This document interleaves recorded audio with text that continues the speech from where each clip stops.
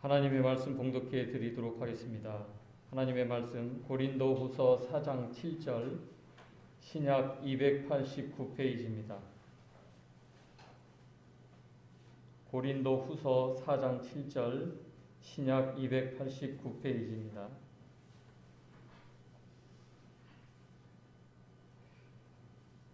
봉독하겠습니다. 우리가 이 보배를 질그릇에 가졌으니 이는 심히 큰 능력은 하나님께 있고 우리에게 있지 아니함을 알게 하려 함이라. 아멘. 이 시간 증경노회장이신 석권 목사님께서 말씀 전해 주시겠습니다.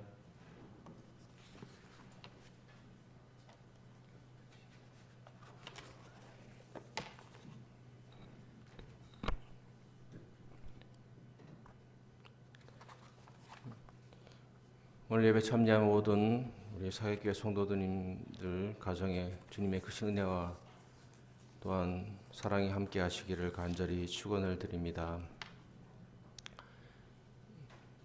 요즘에 흔히들 AI라는 말을 많이 들어보셨을 겁니다. AI라고 하면은 인공지능 로봇 이렇게 번역되기도 합니다.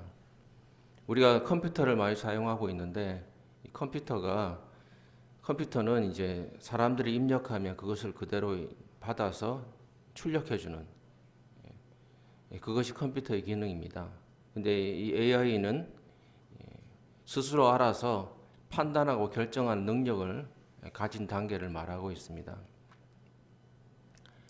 우리 실생활에 우리 사람들이 확 다가올 수 있었던 계기가 된 것이 2016년에 그 이세돌 구단이라고 하는 우리 바둑 두시는 분이 있죠. 그분이 이제 알파고라는 그런 인공지능 로봇과 함께 바둑 대국을 둔 일이 있습니다. 그게 아주 세계적으로 아주 많은 관심을 가지고 있었는데 바둑 두기 전에는 이세돌뿐만 아니라 많은 사람들이 당연히 이세돌이 이길 것이다라고 다들 생각했습니다. 그런데 결과는 어떻게 됐냐면 4승 1패로 이세돌 구단이 지게 된 것입니다. 그래서 그 계기로 사람들이 그 인공지능에 대한 존재를 알게 되고 그리고 놀랍게 되고 또 두려워하기까지 했습니다.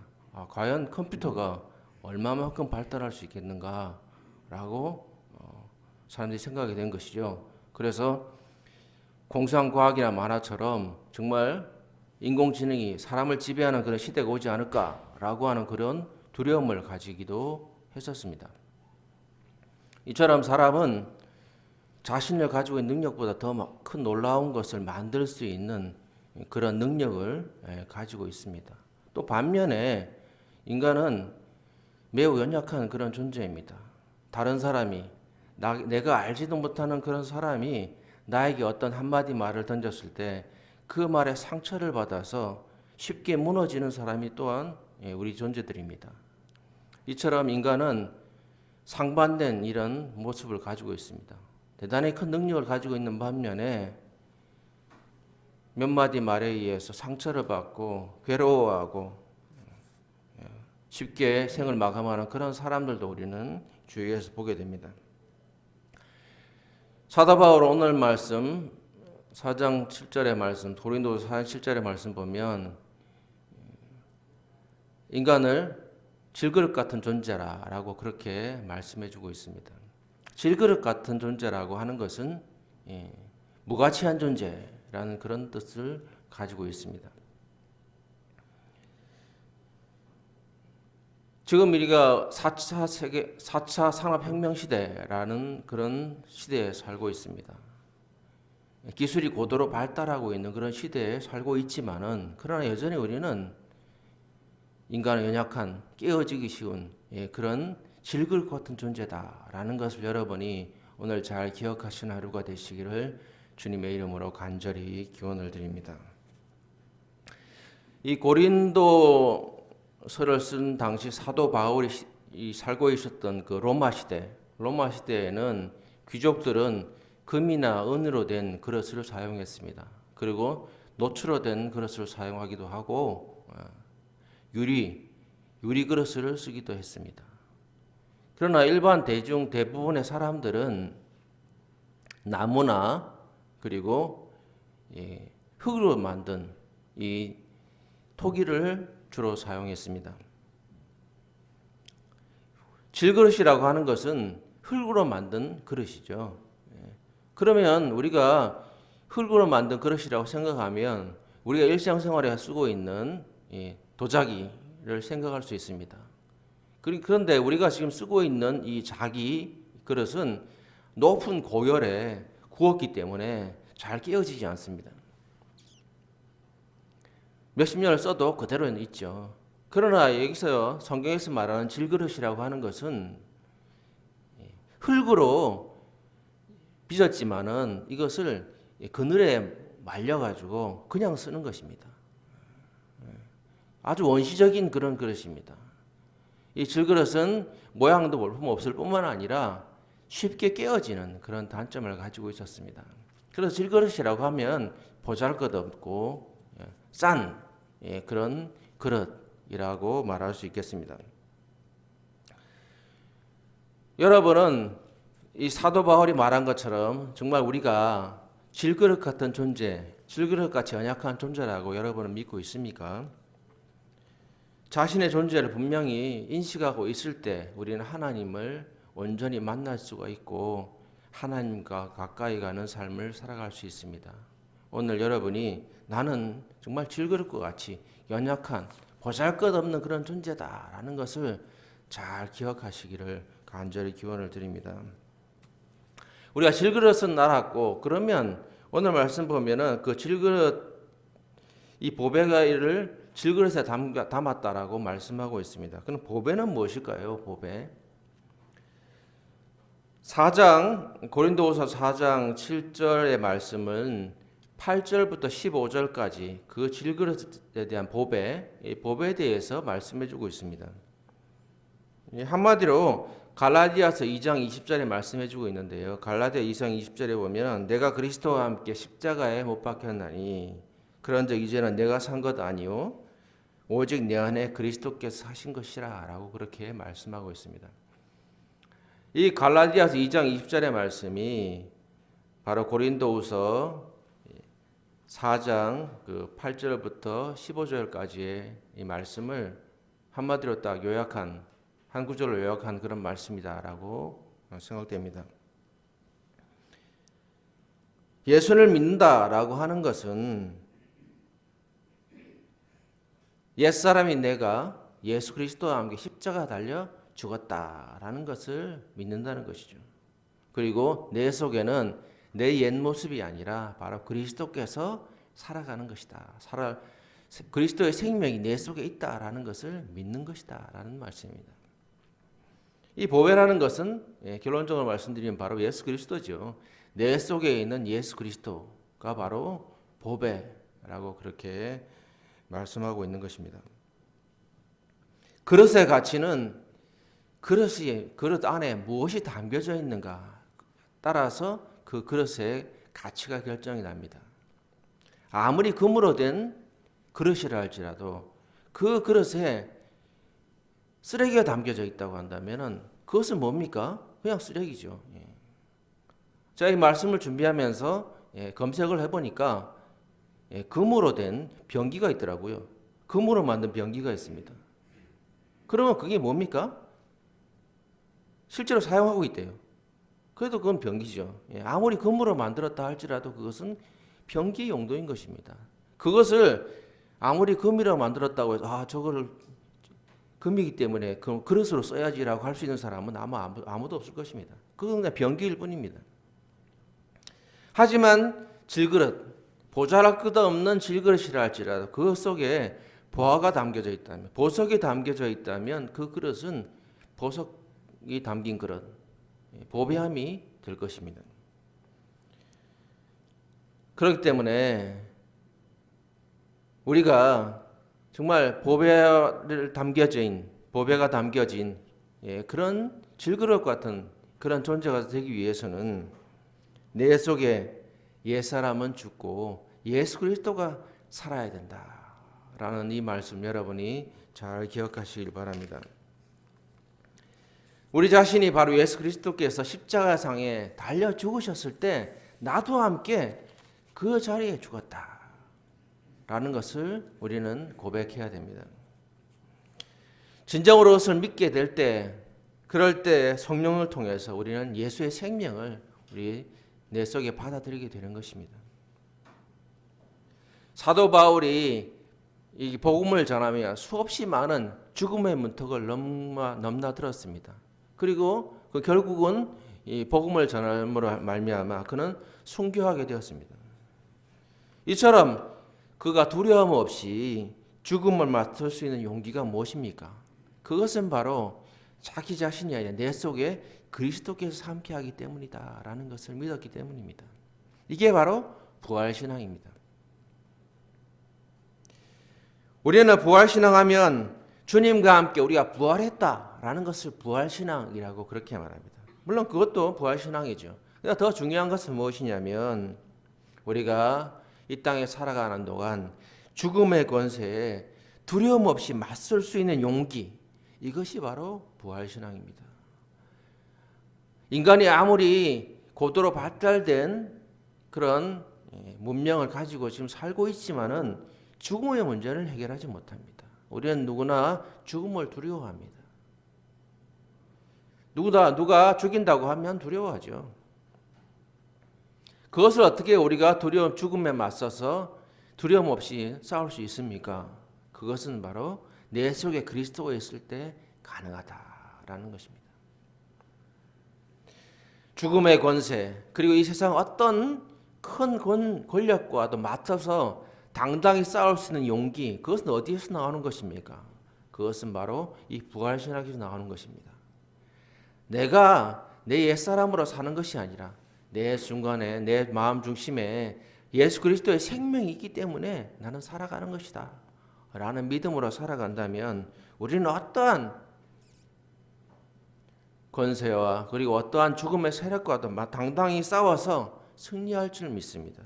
여러분, 이 부활신앙을 가져서 어떠한 세력과 싸워 승리하는 성도들이 되시기를 주님의 이름으로 간절히 축원을 드립니다.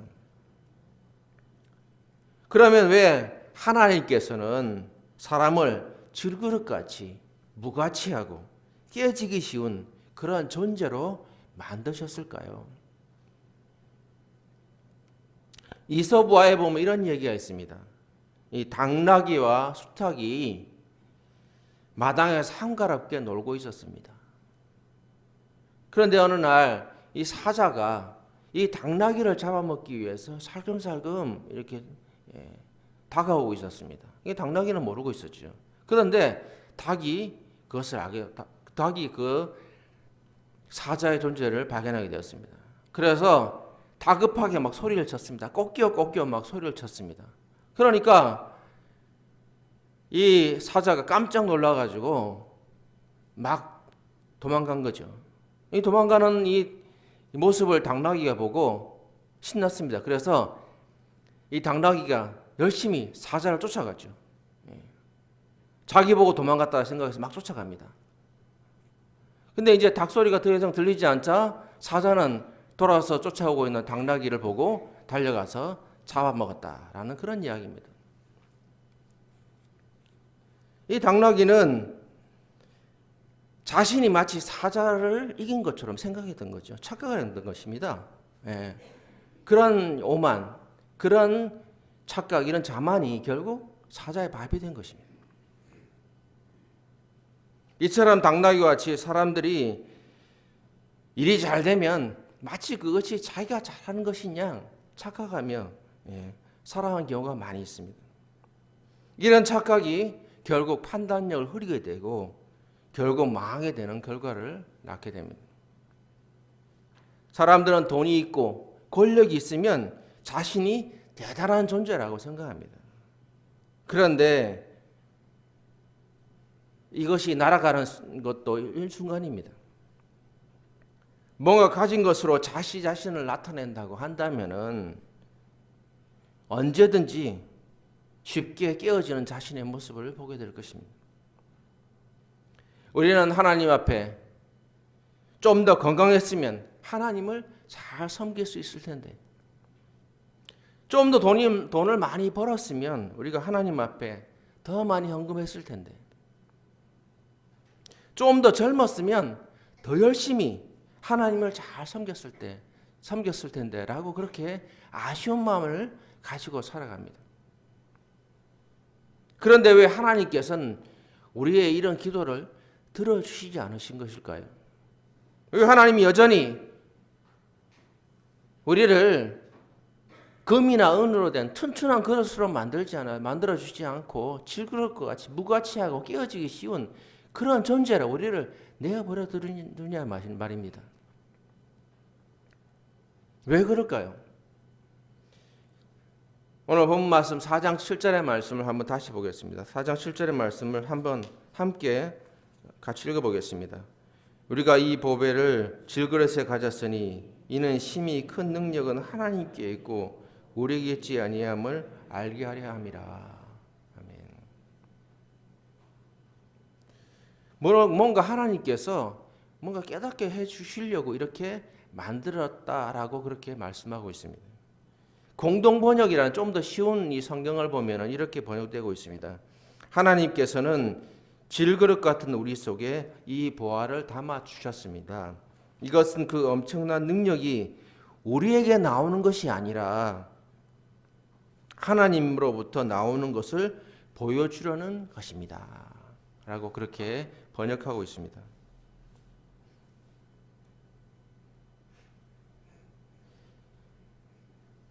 이 4장 7절의 말씀을 보면 하나님께서는 우리를 질그릇 같은 존재로 만든 것은 분명 의도가 있다는 것이죠. 금이나 은이란 가치 있고 이렇게 값비싼 그런 존재로 만들어주지 않고 하찮은 그런 존재로 만드는 분명한 의도가 있다라는 것입니다. 그 의도는 뭡니까? 하나님의 능력이 우리로부터 나타나게 해주기 위해서다라는 것입니다. 이 비슷한 말씀이 고린도후서 12장 7절부터 10절의 말씀 보면 이런 이야기가 있습니다. 사도 바울은 우리가 알지 못하는 뭔가 고치지 못하는 그런 질병을 가지고 있었습니다. 그것을 바울은 육체의 가시다라고 그렇게 그런 표현하고 있습니다. 그 육체의 가시가 무엇인지는 정확하게 알지 못합니다. 학자들에 따라서는 그가 눈병이 있을 것이다. 아니면 간질이 있을 것이다. 라고 말하기도 하고 또 복음을 전하다가 핍박을 받아가지고 고질병을 걸렸을 것이다. 라고 그렇게 사람들이 해석하기도 합니다. 그러나 분명한 것은 그 병이 정확하게 무엇인지는 알지 못합니다. 그러나 이 사도 바울은 그 질병 때문에 무척 힘들어했던 건 사실인 것 같습니다. 사도 바울은 정말 하나님을 전하고 예수 그리스도를 전하는데 다 열심히 했던 그런 사람입니다. 그렇기 때문에 그는 좀 더 건강했으면 이 전도자로서 사명을 잘 감당할 수 있을 텐데 주님께 좀 더 생명을 더 주었으면 자기가 더 복음을 많이 널리 전했을 텐데 라고 하는 생각을 하지 않았겠습니까? 그래서 이 바울은 이 가시, 육체의 가시에 대해서 하나님께 고쳐줄 것을 3번 하나님 앞에 간절히 기도했다라고 그렇게 그는 말씀하고 있습니다. 드디어 하나님께서 응답을 주셨죠. 내 은혜가 내게 족하다. 이 말씀이 뭐냐면 가시 때문에 고생은 하고 있지만 현재 누리고 있는 은혜에 만족하라는 거예요. 이것이 하나님의 응답입니다. 하나님께서 이 바울의 가시를 뽑아줬으면 정말 속이 시원할 텐데 하나님 뽑아주지 않으신다는 거예요. 네 은혜가 좋게 그대로 살아 이거예요. 육체의 가시를 뽑으려고 시간 낭비하지 말고 시간이 있으면 그 시간에 복음 전해라 라는 그런 것이 하나님의 말씀입니다. 그 가시가 너를 찌를 때마다 주님의 십자가를 기억하고 더 열심히 복음을 전하라 라는 것이 하나님의 뜻입니다. 바울은 크게 깨달았습니다. 그래서 10절의 말씀 보시면 그러므로 내가 그리스도를 위하여 약한 것과 능력과 궁핍과 박해와 공고함을 기뻐하노라. 이는 내가 약할 그때 강함이라. 라고 그렇게 그는 고백하고 있습니다.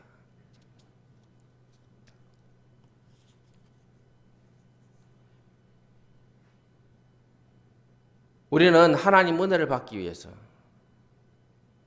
믿음이 더 큰 믿음을 갖기 위해서는 뭐가 필요합니까? 저는 제 기억에는 기억력이 필요합니다. 기억력. 잊지 말아야 됩니다.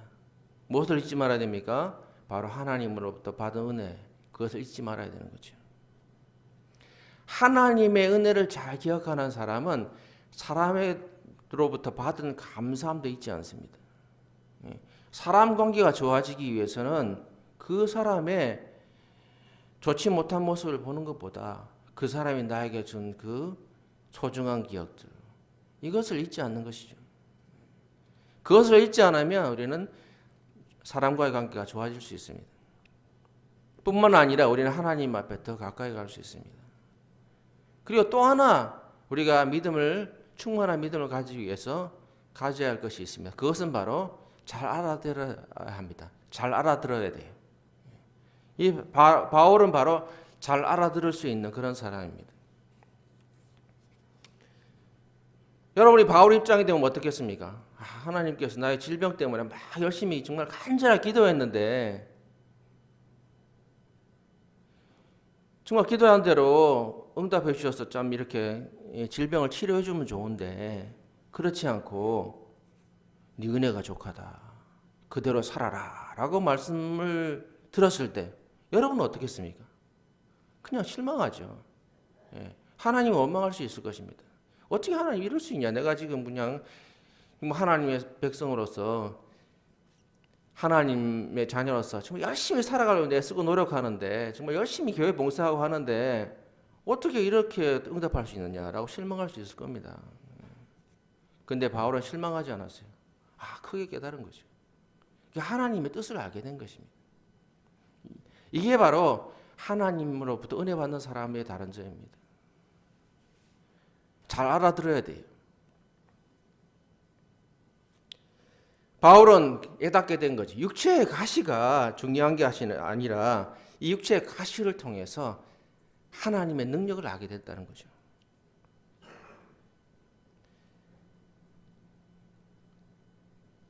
자신이 강한 것이 중요한 것이 아니라 내 속에 그리스도의 능력이 나타나야 된다는 것입니다.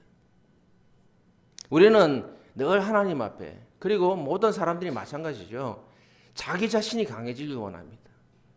내 자신이 힘이 서지길 원합니다. 내가 힘이 서지면 하나님이 영광받을 것이라 생각합니다. 그게 아닙니다.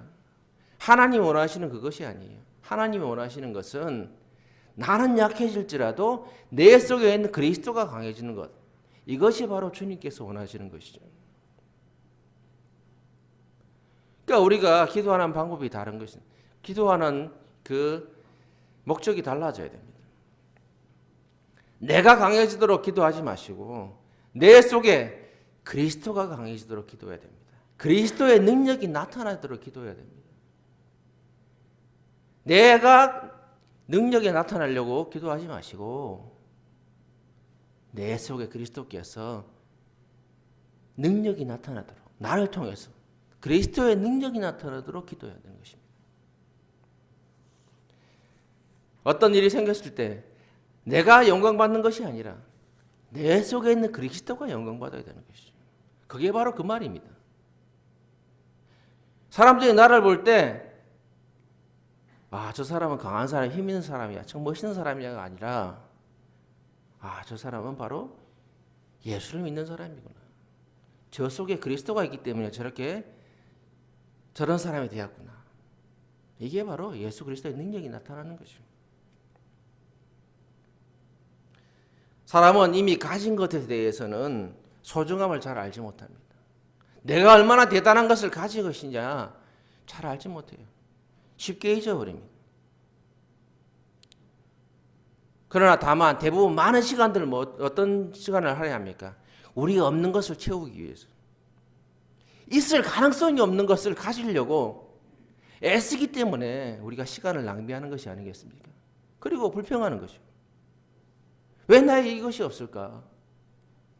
내가 같이 이것이 있으면 좀 더 힘이 있어질 텐데. 그렇기 때문에 우리는 늘 불행합니다. 많이 가졌음에도 내 속에 그리스도가 있음에도 존재하고 우리는 행복하지가 않아요. 늘 불행해. 괴로워요. 왜? 우리 주위에는 나보다 힘 있는 사람과 강한 사람과 가진 사람들이 많기 때문입니다. 사람은 자신이 강할수록 하나님을 의지하지 않습니다. 지식이 있는 사람들은, 지식이 많은 사람들은 하나님 말씀 무시합니다. 그리고 권력 있는 사람, 돈 있는 사람들은 하나님 능력을 의지하지 않아요. 있는 재물을 의지하고 권력을 의지하지 하나님 능력을 의지하지 않습니다. 우리가 어느 때 하나님을 의지합니까? 정말 연약해졌을 때. 내가 어떻게 할 수 없을 때, 인간의 힘으로 아무것도 할 수 없다고 생각할 때, 그때 비로소 우리는 하나님을 의지해요. 그때가 바로 하나님의 능력이 나타나는 순간이죠.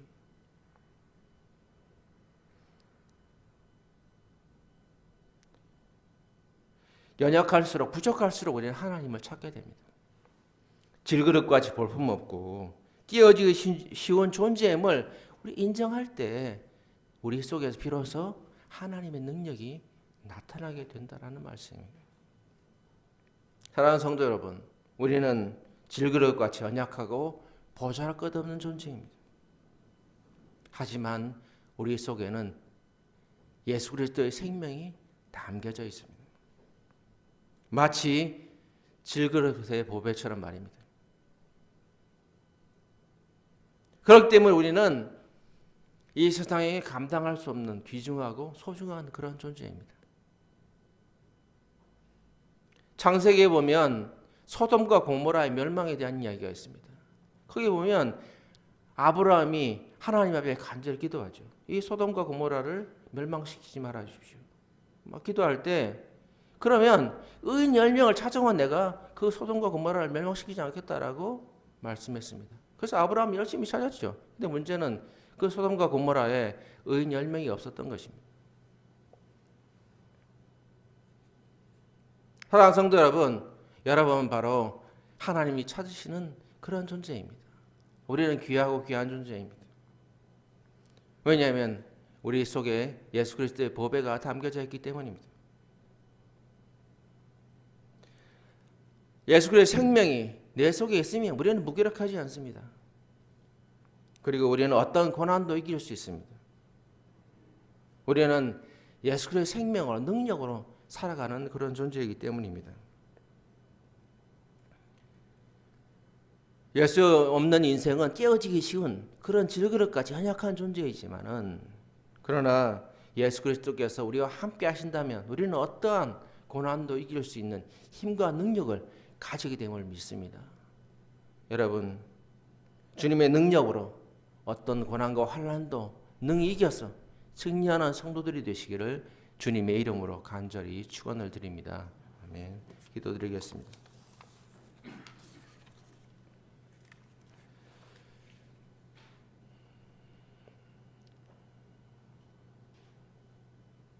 은혜와 자비가 많으신 하나님 아버지, 주님께 모든 영광을 드립니다. 주님, 정말 깨어지고 싶고 연약한 우리들을 불러주셔서 하나님 자녀 삼아주시고 예수 그리스도의 생명으로 살아갈 수 있도록 인도해 주시니 참으로 감사를 드립니다. 우리가 주님 믿음으로 산다고 하지만은 여전히 이 세상에 살아가는 동안 가진 자를 부러워하고 없는 자를 업신여기고 그런 적은 없었는지요? 주님, 내 속에 그리스도께서 살아계신다는 것을 늘 기억하며 믿음으로 살아갈 수 있도록 인도하여 주시옵소서. 내 속에 죽음을 이기시고 부활하신 그 부활한 주님께서 함께 하신다는 그 믿음을 가지고 살아갈 수 있도록 우리를 인도하여 주시옵소서. 부활의 생명으로 언제나 끝까지 우리와 함께 하시는 주 예수 그리스도의 이름으로 기도드립니다. 아멘.